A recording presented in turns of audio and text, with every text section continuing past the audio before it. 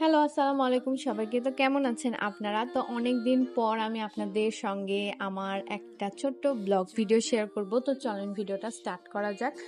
তো একদম সকাল, সকাল ঘুম থেকে উঠে আমি চলে গেছিলাম কলেজে। আর এটা ছিল আমাদের কলেজের ১ম দিন অনার্স লেভেলে ওঠার পর।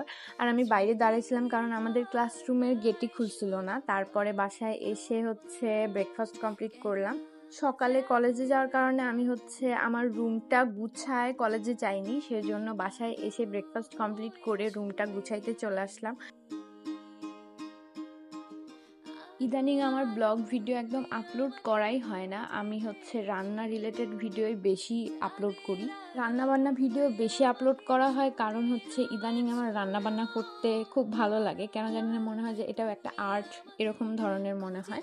সেজন্যই আর কি, যখনই আমি একটু রান্না করতে লাগি, এমন না যে আমি সবসময় রান্নাবান্না করি, যখনই আমার রান্না করতে মন চায় আমি একটু ভিডিও করে রাখি।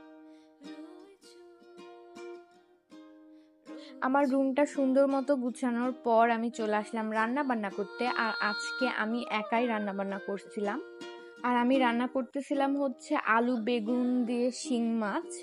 আলু বেগুন দিয়ে যে কোনো মাছ খাওয়া ভালো লাগাটা শিখাইছে আম্মু। আম্মুর থেকে এই খাওয়াটা শিখছি। আম্মুর হাতের যে কোনো আলু বেগুন দিয়ে মাছ রান্না খুবই ভালো হয়। তো আম্মুর থেকে এই রান্নাটা আমি শিখছিলাম আর কি। আপনারা যদি চান তাহলে এটার ফুল ভিডিও আমার পেজে আপলোড করা আছে, আপনারা গিয়ে দেখে আসতে পারেন।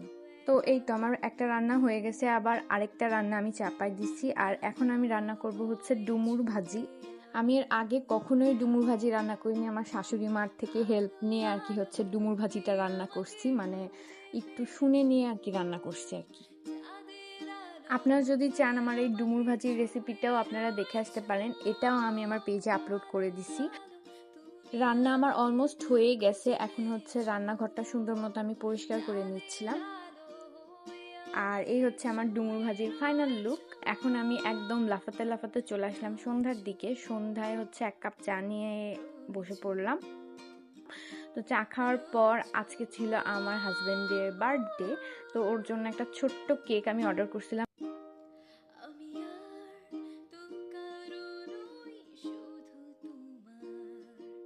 তো কেকটা কাটার পর আমি চলে আসছি একটু ড্রয়িং করতে। আমি মাঝে মাঝে ড্রয়িং করতে পছন্দ করি, আমার ড্রয়িং করতে ভালোই লাগে। এই ড্রয়িংটা যখন আমি করতেছিলাম তখন মনে হচ্ছিল যে ভালো হবে না। ফাইনাল রেজাল্টটা বেশ ভালোই আসছে, মানে আমি এতটা এক্সপেক্ট করছিলাম না এই ড্রয়িংটা থেকে। যারা নাটোরে থাকেন তারা অবশ্যই আমাকে জানাবেন যে এটা আমি কি আঁকাইছি, আপনারা দেখি গেস করতে পারেন কিনা। তারপরে আমাদের একটা ইনভিটেশন ছিল, তো ওখানে যাওয়ার জন্য রেডি হয়ে বসেছিলাম। তো এই ছিল আমার আজকের ছোট্ট একটা ভিডিও। তো সবাই ভালো থাকবেন, সুস্থ থাকবেন, আল্লাহ হাফেজ।